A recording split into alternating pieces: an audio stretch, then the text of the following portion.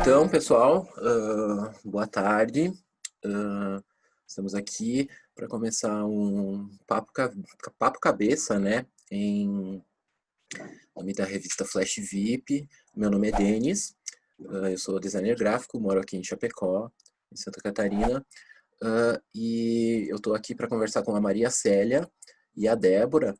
Então, eu vou pedir que elas se apresentem, começando pela Maria Célia e depois a Débora. Obrigada, Denis. Bom, eu sou Maria Célia Malaquias. Eu moro e trabalho em São Paulo. Sou psicóloga, psicodramatista, mestre em psicologia social. E a minha área de atuação é na parte clínica, né, no consultório particular, que eu atendo adultos, casais, família. Fora do consultório, eu faço trabalhos com psicodrama, com sociodrama. Eu pesquiso sobre psicodrama em relações raciais, tenho me dedicado bastante a esse trabalho, e sou também professora em algumas instituições de psicodrama, atualmente mais como professora convidada. E para mim é uma honra essa oportunidade de estar aqui, de podermos conversar, de podermos tocar sobre um tema que nos diz muito. Oi, então, meu nome é Débora Rosa Borges. Eu sou natural de Floripa, mas atualmente estou morando em Chapecó. Sou enfermeira, formada pela Universidade Federal de Santa Catarina.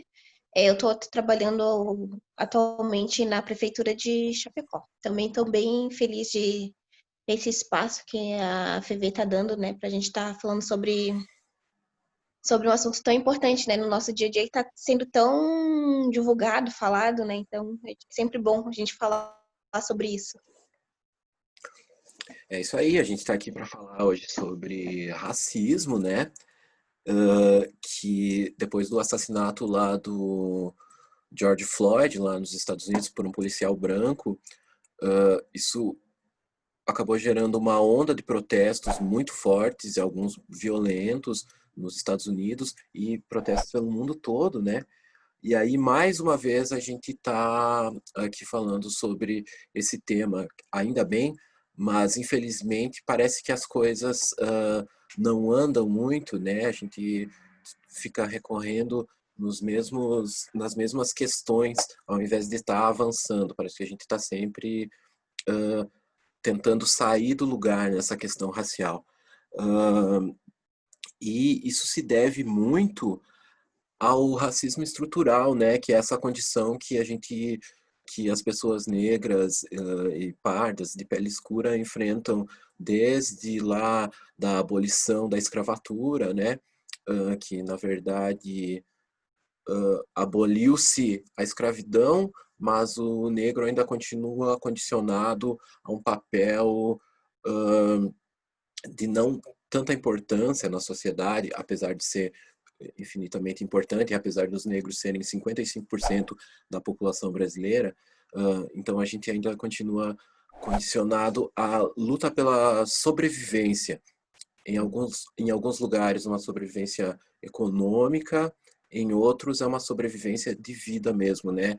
Porque tem que enfrentar violência física, violência policial, violência de Estado. Então, eu queria começar pela Maria Célia, pedindo como você vê essas questões, Maria, e como isso afeta o indivíduo negro na sua formação enquanto cidadão. É algo muito sério, né, Denis? Eu venho trabalhando, primeiro partindo da minha própria história, né, como mulher negra, e já na época da minha graduação em psicologia, eu me perguntava como que a psicologia, como que eu, como psicóloga, eu posso contribuir, né, com as minhas referências teóricas, práticas, e especialmente com a minha vida, para tentar ajudar as pessoas no sofrimento psíquico que as pessoas sofrem, as pessoas negras sofrem em função de ações, de atitudes racistas, né? Depois, seguindo a minha carreira em termos de estudos, eu fui agora psicodrama, na minha formação em psicodrama também, e depois de formada, eu tenho trabalhado muito nessa questão, e sempre partindo de uma perspectiva que, quando a gente fala de relações raciais no Brasil, né, estamos falando de toda a população brasileira. Né? Não é uma questão do negro, da negra, é uma questão de todos nós. Né?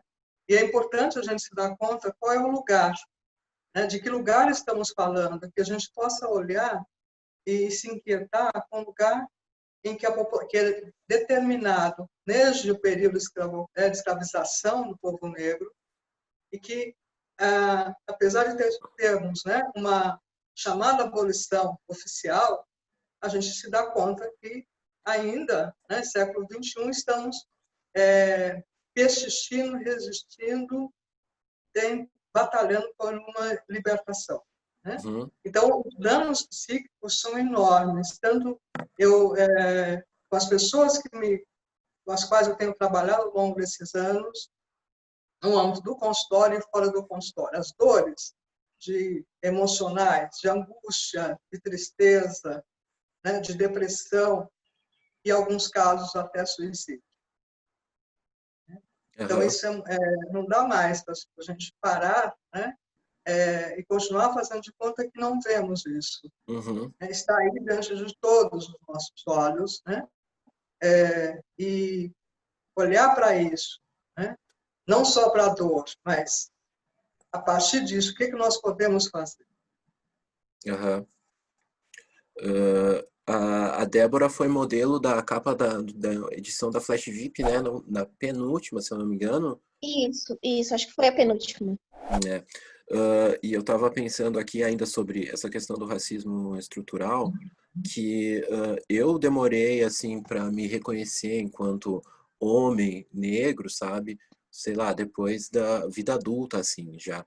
Porque não existiam referenciais de homens negros na TV, ou, enfim, nas mídias que a gente consome, né, e que nos são apresentadas, assim.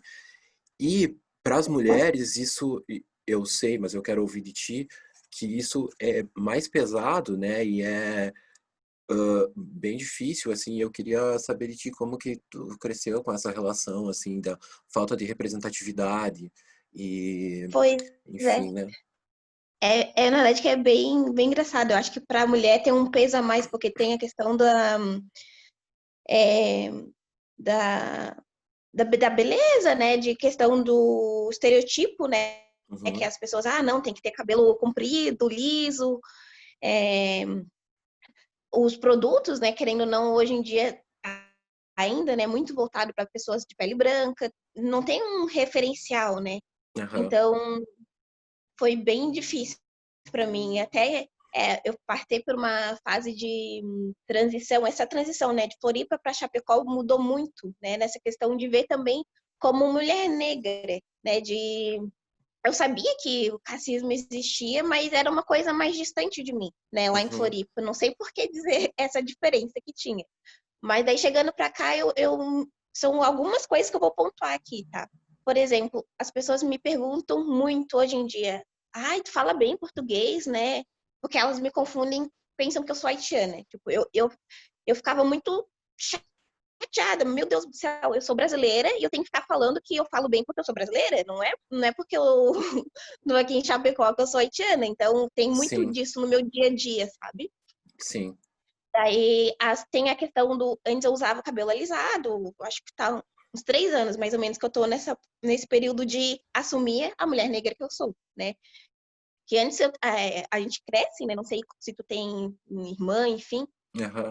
Essa questão de... Ai, não, cabelo negro, né?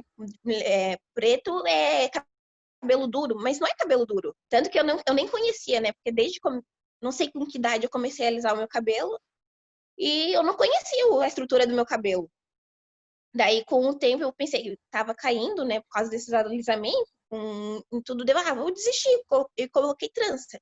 Daí depois, não, depois da trança eu vou alisar de novo, mas eu sem quer saber, eu vou me assumir. E daí eu cortei o cabelo cabelo e fiquei, né?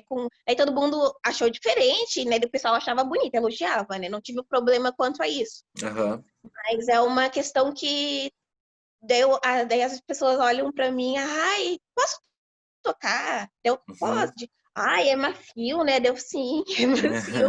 Né? Então, é um desconhecido, né? Um paralelo entre o que é desconhecido e o que é o preconceito, né? De que as pessoas, o que elas não conhecem, elas têm um pé atrás, sei lá, o que eu posso dizer sobre isso, mas é Sim, complicado. sim, tinha muito, antes de eu ficar careca, né?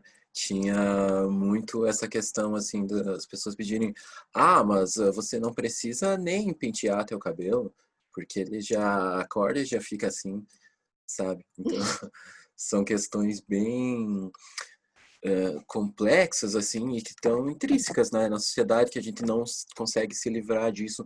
Ah, e eu queria pedir para Maria Célia, porque aqui em Chapecó é uma realidade bem distinta, assim, de alguns lugares do país, que tu vai para fora daqui e você vê mais pessoas negras. Mas aqui é estranho, porque às vezes eu tô andando na rua, na avenida principal da cidade, e só tem eu. E eu sou o único negro. E as pessoas negras e pardas que eu vejo na cidade estão nos serviços de menor remuneração, né? Ou de trabalho braçal. São os trabalhadores da construção civil, são os garis, são os caixas de supermercado, sabe? Então, queria pedir para Maria Célia como que é essa questão racial dentro da academia, assim, né? De que ela tem carreira acadêmica e, enfim, como é que tu vê isso, Maria? Pois é, Denis. Se a gente vê os dados, né, do IBGE, a população negra brasileira é mais de 50%, né, Aham, 54%, 55%. Né? uhum, Seria natural, seria natural, não, nós deveríamos encontrar, né, a presença negra, então, em todos os espaços, esses 54%. Né? sim, No entanto, o racismo estrutural, ele como se ele determina o lugar em que os negros ficam, né? A maioria da população negra está alocada em espaços, né? De periferia, espaços mais distantes. Você não depara também na academia hoje, graças, né, ao movimento negro, aos movimentos negros, sim, e a conquista de algumas ações afirmativas, entre essas a questão das cotas, participação mais negra nas universidades, por exemplo, você encontra um pouco mais. Na minha uhum, época de formação, nós éramos duas negras. Né? Na minha época de formação também, os cursos de especialização, em geral, era a única negra. Eu estou em São Paulo, né? Essa cidade imensa. sim, E você, também em São Paulo, né? Em bairros nobres, né? Em bairros de melhor infraestrutura, há quase uma inexistência de presença negra. No entanto, na periferia, onde está a presença negra. Né? Então, a gente avança, né? A gente percebe que há avanço, sim, há conquista, sim, ao longo desses tantos anos. Né? Lembrar que a gente teve de, mais de 300 anos de regime escravagista, né? E muito menos tempo, né, pós esse regime oficial de escravização, há muito que a gente já conquistou, né? Mas há muitos espaços ainda que a gente não está presente, queremos sim nos ver presente. uhum, Quando você estava falando agora há pouco, eu queria só voltar um pouquinho na questão da fala da Débora e também a sua, claro, né? Que faz a gente olhar, né, essa questão, o que é belo, o que é considerado belo na nossa sociedade. Então, uma criança negra, né, que não tem modelos, né, de pessoas negras, cujos estereótipos, né, que convive com estereótipos, né, de negação, de não existência, de coisificação da pessoa negra, né, o tentar fugir disso, né, tentar se assemelhar a um não negro, é uma forma de, uma tentativa de amenizar, só que não, né, não tem como amenizar, né? Sim. A busca, as leituras, as conversas, as trocas, nos ajuda a ir nos tornando negras, a nos tornando negros. E ao falar isso, eu lembro da Neuza Santos Souza, que é uma psicanalista, infelizmente faleceu jovem. A obra dela é uma obra ainda de referência para nós, chama Tornar-se Negro, em que ela fez uma pesquisa nos anos 80, no início dos anos 80, com a população negra, e ela nos mostra, né, o sofrimento da pessoa negra, inclusive em relação aos traços do cabelo, aos traços do corpo, né, tentativas de mudança de cabelo, tentativas de alguma maneira, né, de se aproximar, né, de uma outra valorização. Afinar o nariz. Isso não é afinar o nariz. Então, você veja, essa é uma das facetas cruéis do racismo estrutural, né? Uhum. Que é de extermínio, tentativa de extermínio, né, dos corpos negros. Uhum.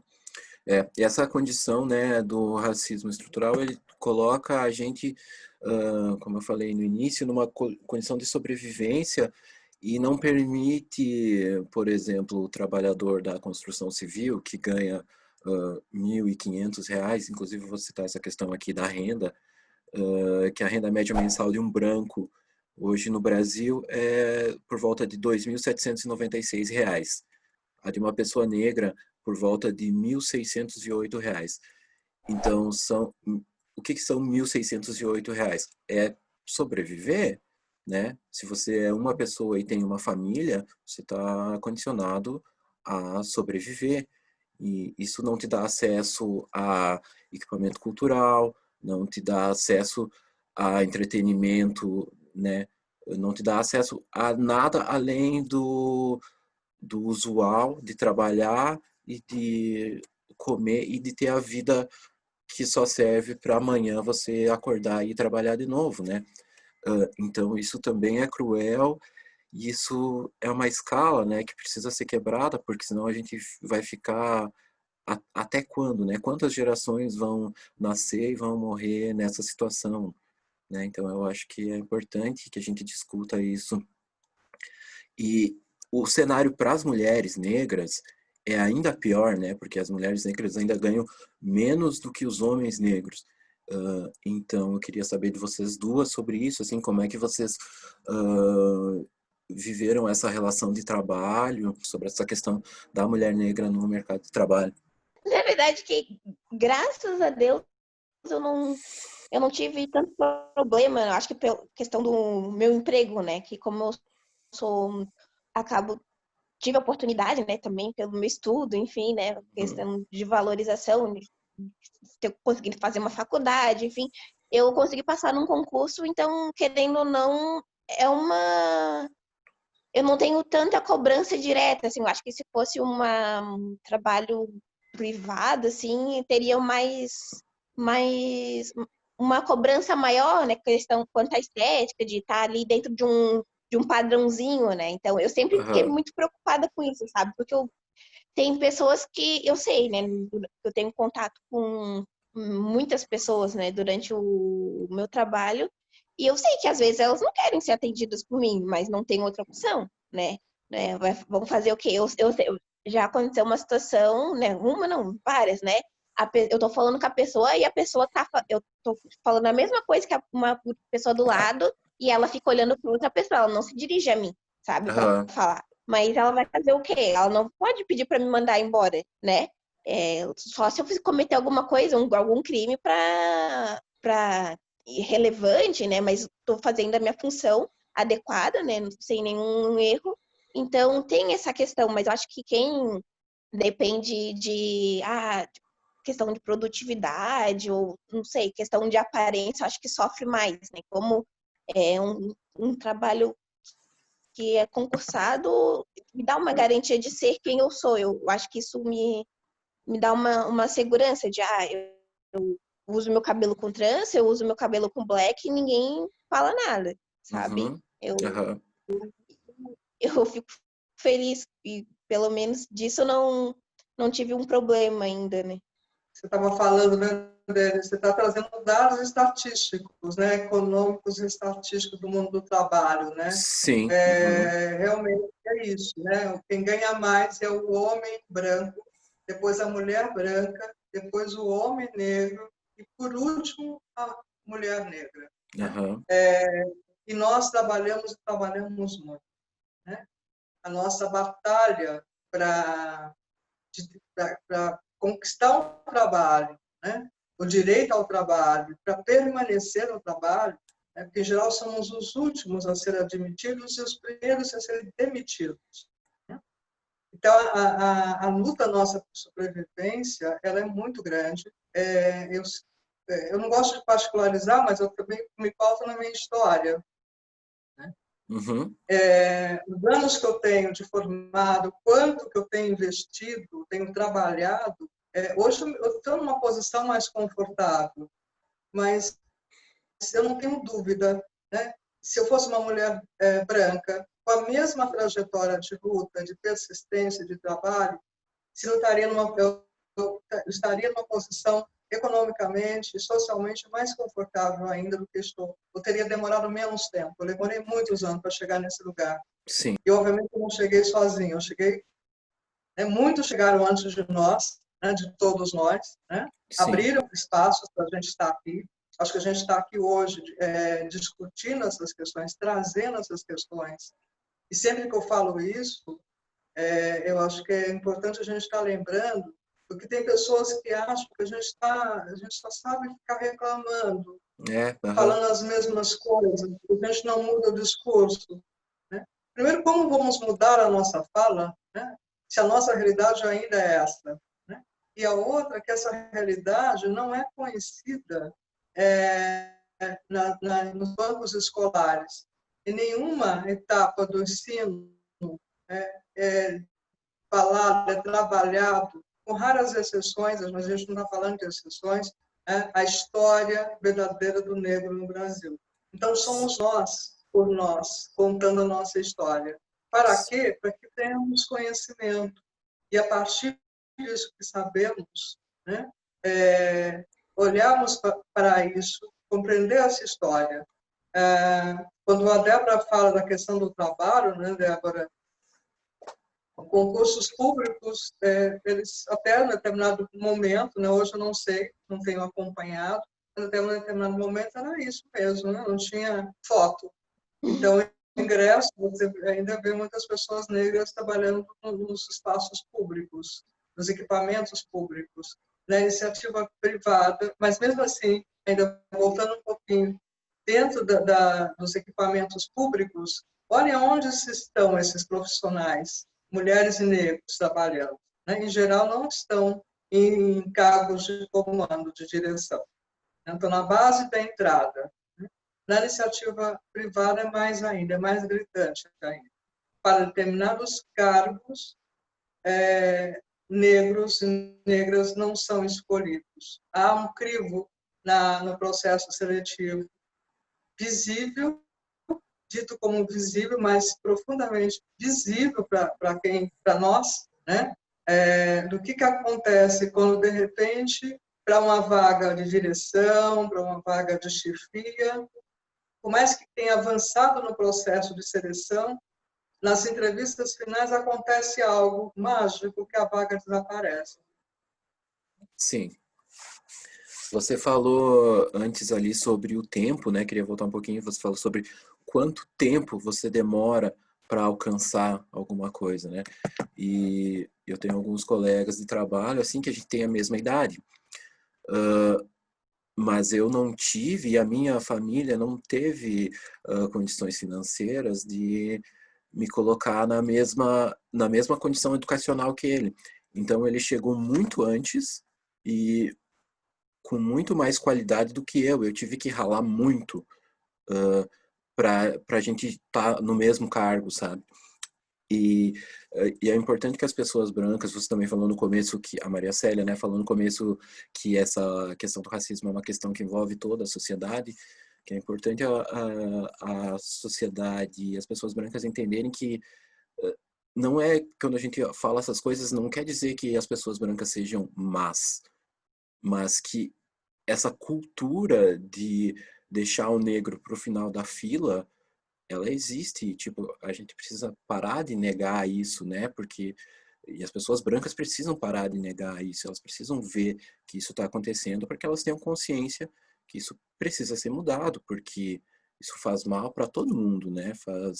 Gera mais pobreza, gera mais abandono familiar, né? Já vou chegar nesse ponto aí do homem negro e do abandono da família, assim.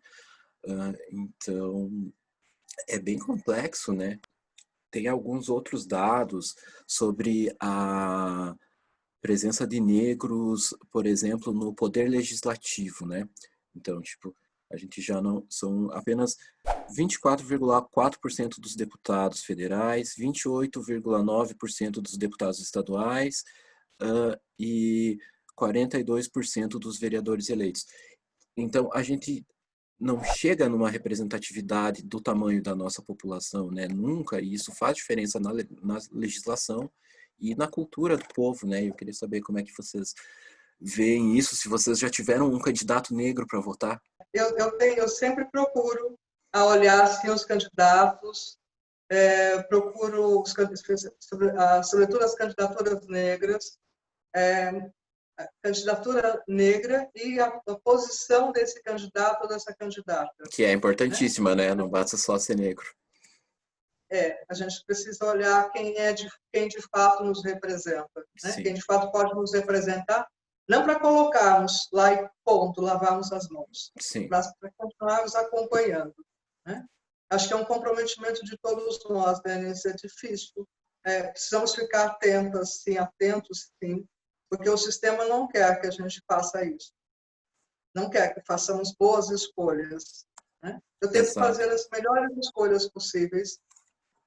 Infelizmente, muitas das minhas escolhas não chegam, às vezes, a ser eleitas ou eleitos, mas a cada eleição eu tenho o mesmo procedimento, busco conversar na família, conversar com amigos. Nessa última eleição, tive, sim, prazer de ver algumas desses candidatos a serem eleitos. Poucos ainda,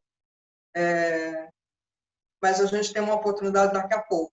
A gente tem novamente uma nova oportunidade. A gente ainda vive com todas as dificuldades, né, no Estado democrático de direito. Pelo menos acreditamos nisso, né? Sim. Então, olhar, ouvir, né, as nossas lideranças, temos lideranças negras, né? Sim. E aí acho que é um trabalho de formiguinha, mas é um trabalho, portanto, constante. Mas eu tenho esperanças, né, dessa política de poder fazer, né? Se está no poder público de ação política, é um tipo de poder fazer. Estar aqui agora, né, trocando, é um outro tipo de poder, né? A gente tem de poder falar, de poder ser ouvida, de poder, de alguma maneira, tocar pessoas e chamar para pensar junto. Eu acho que é isso que a Maria Célia falou, a gente tem que estar olhando, né? Vendo quem são essas pessoas. E eu acho que, infelizmente, às vezes não tem tantas pessoas negras na questão se envolvendo na política, mas seria importante para tentar continuar levando essa representatividade para todos os lugares, né? Questão de fazer leis, enfim, que sejam mais acessíveis, né? A questão de cotas, eu acho que é uma coisa que a gente ganhou muito com isso, de ter cotas. Tem alguns concursos também que tem essa cota, assim, dependendo do número de vagas que tem. Isso eu acho que é importante para a gente conseguir espaço, né? De não ficar só em serviços que tem um salário mais baixo, mas a gente ser acessível, né? De ter médicos, juízes negros, né? Pensa para um garoto, olhar na TV um juiz que é negro, olha onde é que eu posso chegar, porque infelizmente onde que os negros aparecem ou vítimas de racismo ou infelizmente Eu até li uma reportagem falando que a questão do pessoas que são presas por tráfico de drogas. Os negros é uma taxa menor, né, de quantidade de drogas, mas acaba que isso que é o que é mais divulgado e acaba que sendo os negros taxados como todos traficantes. Enfim, é uma coisa que a gente tem que ficar desmistificar, né? Eu queria pedir para Maria Célia como é que é essa questão da paternidade, porque tudo isso que a gente falou, né, acaba desaguando lá na casa do indivíduo. E eu vejo muitas crianças negras sem pai, alguns que foram perdidos para violência, outros que abandonam o lar, né, e abandonam não só fisicamente, mas afetivamente também. E essas pessoas, elas não estão preparadas, algumas, né? Algumas não sei explicar, mas algumas elas não estão preparadas e não estão psicologicamente preparadas para assumir uma família. Quando eu tinha por volta de uns 11 anos, o meu pai e a minha mãe haviam se separado e eu fui morar com o meu pai em outra cidade. E aí ele me pediu como é que estava a escola, né? E eu falei, pai, tá tudo bem, só que eu sinto muito racismo. E aí ele me falou assim, mas é porque as pessoas lá na tua outra cidade eram bem mais pobrinhas. Aí diante disso eu fiquei assim, né, tipo, poxa, mas ele não estava pronto, ele não tinha essa educação, e ele não tinha essa consciência racial, né?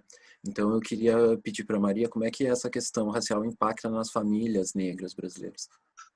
Tem famílias e famílias, né, Denis, com toda a sua complexidade. Uhum. Eu tenho a sorte, né, de ter uma família estruturada, venho de uma família estruturada, de pai e mãe juntos, com todos os filhos, nós somos 6 filhos. Meus pais viveram até os quase 54 anos de casados, né, quando do falecimento do meu pai. E a gente, a minha mãe também faleceu, já tem 2 anos, meu pai faz 17 anos que ele faleceu, e tudo que eles nos ensinaram foi de união, de estar junto, de um pelo outro, de batalharmos juntos e que o nosso caminho tinha que ser sempre pautado na honestidade, no trabalho e na educação. Vários legados eles nos deixaram, mas especialmente esses são os valores que sempre nortearam a minha família. O pouco que tínhamos era dividido por todos nós. Quem tem mais ajuda o outro. Mas isso é um privilégio, ainda é um privilégio, pensando em termos da maioria das famílias negras. Há uma carência muito grande, né?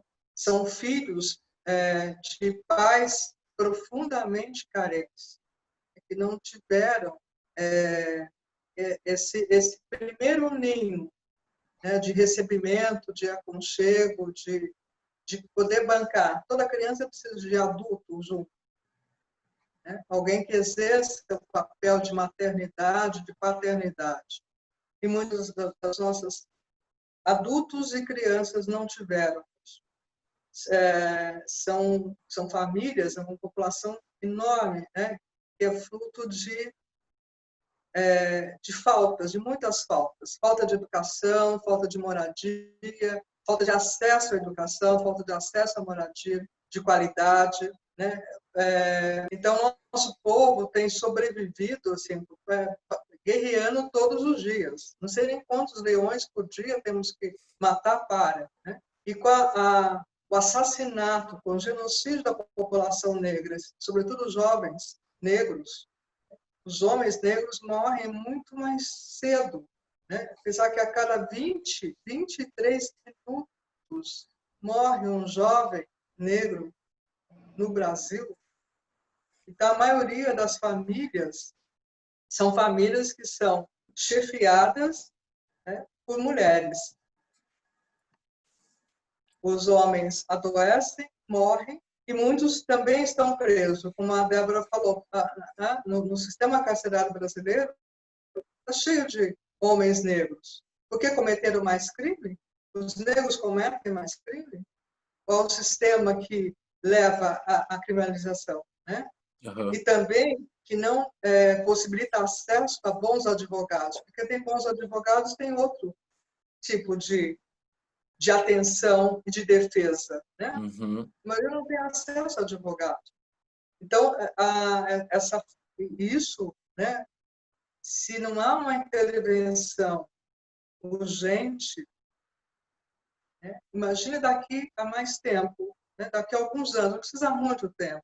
Como que estaremos? Porque os avanços que a gente teve e que possibilitou muitos de nós estarmos aqui, estar na universidade, ter algum posto melhor de trabalho, lembrando sempre que não é individual, não é meritocracia, né? Porque enquanto é isso, é uma pessoa, não é representação, a gente está falando de Exato. população, falando de um coletivo, né? Então, as famílias estão carentes. E uma outra coisa que eu queria aproveitar para ressaltar, Denis, é que são dores diferentes, né? Há muitas dores, como a gente já falou em relação à mulher negra, a solidão da mulher negra, mas a gente também sabe e reconhece que o homem negro brasileiro também sofre dores diferentes, mas também precisa de cuidados, né? A Sim. incidência de doenças, entre elas, né, o alcoolismo, né, entre os homens negros é muito alta.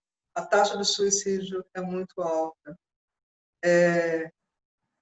Há muitas questões emocionais, dores emocionais, sofrimentos psíquicos, né, que os homens negros são acometidos. Imagina um jovem para sair, para ir para trabalhar, para se divertir como qualquer jovem, sair de casa não sabe se volta. E a gente sabe como ficam as nossas mães, os nossas tias, avós, madrinhas, esperando que esse jovem volta para casa. É uma questão bem complexa, né? Até da própria negação de falar sobre, né? De falar sobre os problemas, assim. Mas é isso, você falou dos dados ali, eu tenho um dado aqui que 71% das pessoas mortas por assassinato são negras. Então, Olha só, é, olha é, que dado. é, 70 é um 71%. É um absurdo, né? Então, tem alguma coisa errada e muito errada, né? E ela precisa ser alterada urgentemente, porque a população negra de agora e do futuro precisa que o Brasil haja para mudar essa situação, né? Me permita, Denis, desculpa, Débora, só aproveitando essa fala, você trouxe o caso do George Floyd, dos Estados Unidos, Aham. e a gente em São Paulo, há 2 semanas, a gente viu, dentro dos nossos olhos, para quem teve condição de olhar para aquela cena, de vídeos que viralizaram, né, da polícia, um policial, uma mulher na periferia, em Parelheiros, Sim, sim, já dominada pela polícia, e o policial pisando no pescoço dela. sim. Aqui, São Paulo, Brasil. E essa me emociona muito cada vez que eu entro nessa questão, porque não tem como. Essa cena é uma cena terrível e não é uma única cena. Né? Essa cena foi fragada, foi filmada, né? O acesso a celulares, o acesso a cada vez mais pessoas poderem filmar e poderem denunciar, mas só que o que é mais surpreendente, cruelmente surpreendente, é que o impacto na sociedade de uma cena cruel como essa Não foi mesmo. aqui parece que causa menos efeito na população brasileira do que o Sim, impacto daquele assassinato terrível, sim. Porque a sim, gente sabe o significado do pé no joelho, né? Do pé no pescoço, do joelho no pescoço de um homem negro, do pé no joelho de uma mulher negra. A gente sabe o que é isso, o que significa para nós. De é, alguma maneira, nós todos estamos ali.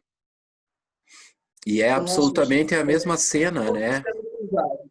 a questão, né, da comoção social, né, parece que há uma acomodação, vai se acostumando, como se naturalmente, é isso que acontece com a população negra, é isso que acontece com o jovem negro. Está na periferia, e tem só mais um corpo. Aham. A coisificação do corpo negro não existiu só lá, nas senzalas. Né? A coisificação do corpo negro permanece. De diferentes maneiras, mas é uma coisificação. É só um corpo negro. Uhum. Como se não tem família, não tem nome, não tem RG, não tem ninguém por ele. Pode ser enterrado numa cova rasa. E vamos olhar para os Estados Unidos, para a Europa. Aqui há uma ainda tentativa de olhar como uma democracia racial. Não somos uma democracia racial, somos racistas, país racista. É para a gente se envergonhar disso, se indignar disso. Mas isso é pouco. Né? Que ação antirracista estamos fazendo? Que ações antirracistas estamos fazendo? O caso nos Estados Unidos teve uma repercussão tão grande e aqui, quando foi do Brasil, o pessoal não falou nada, né? Parece que se tornou banal, né? Igual a questão das mortes agora do coronavírus, né? Tá um número exorbitante e agora o pessoal não se choca mais, né? Não se choca, mais uma. Só sente quem é familiar daquela pessoa. Agora as pessoas, não, mais um, morreu, tá aí, mas tá uma coisa distante. Daí quando é um familiar, um amigo, daí você sente, né? Sim. Infelizmente. É uma questão bem complexa, eu acho, eu não sei dizer, né? Obviamente eu não sou pesquisador disso. Por que é que as pessoas se comovem, por que é que os brasileiros se comovem mais com tudo que é de fora e não se comovem com o que é daqui, né? Em todos os campos, não é nem nesse só da questão racial, mas cultural, de música, de filme, né? Então, a gente sempre tem essa coisa que o que é de fora é sempre muito mais importante e não olha para o nosso quintal, assim, né? E hoje em dia a gente ainda tem a questão das redes sociais, né? Que é modinha, é legal colocar blackout. Teve uma hashtag que subiram, né? Blackout negro, alguma coisa, não lembro o que foi. Aham. Enfim, é modinha, todo mundo fez, e vamos apoiar, mas depois disso não emprega um negro, né? Não dá oportunidade, daí o que adianta? Eu sou contra cotas, eu falo mal de religiões de origem afrodescendentes. Enfim, são pequenas coisas que dizem muito, né? Uhum. Bom, pessoal, queria agradecer vocês duas pelo tempo. Foi muito, muito, muito legal, muito esclarecedor. Foi muito legal, Maria. Muito obrigado. Muito obrigado a Débora. Queria que vocês deixassem uma palavrinha final.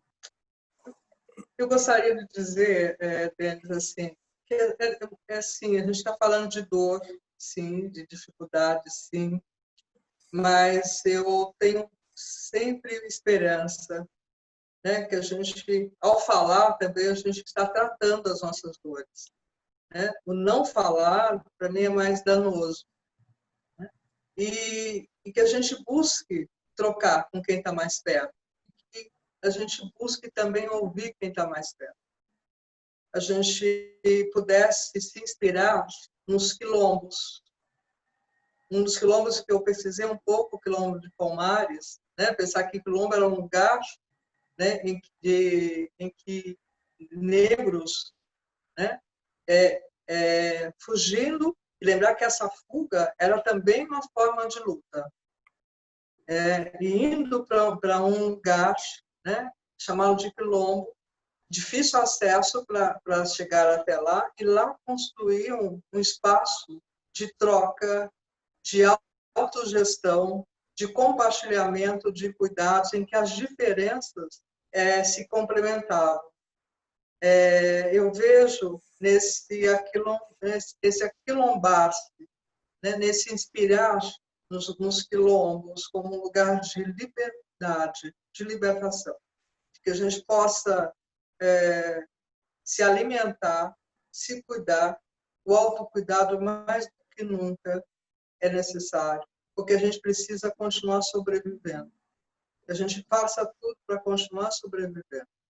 E que, quem sabe, daqui a algum tempo, certamente algumas outras gerações possam viver. Viver é muito mais do que sobreviver. A gente precisa sobreviver. E a gente precisa ajudar o outro a sobreviver. Então, que possamos segurar as mãos, nos dar as mãos, porque juntos é mais possível. Obrigada pela oportunidade. Muito obrigada. Eu queria agradecer o espaço, né? Eu espero que no futuro, sei lá, meus filhos, meus netos vivam num país mais justo, né? Com mais igualdade, mais acesso a oportunidades, enfim, que a gente possa ser bem isso, né? Unir, né? A gente não se calar, né? Perante as injustiças, perante os preconceitos, os pequenos preconceitos que a gente vai tendo ao longo da vida, né? Então, que a gente não seja tão tolerável a algumas coisas que não tem que ser tolerável, né? A racismo, a ser julgado pelo nosso tom de pele, nosso cabelo, né? Isso, ou por ganhar mais ou menos, acho que todos somos seres humanos e todos merecemos, né? Viver, né? Não sobreviver, como a Maria Cecília falou.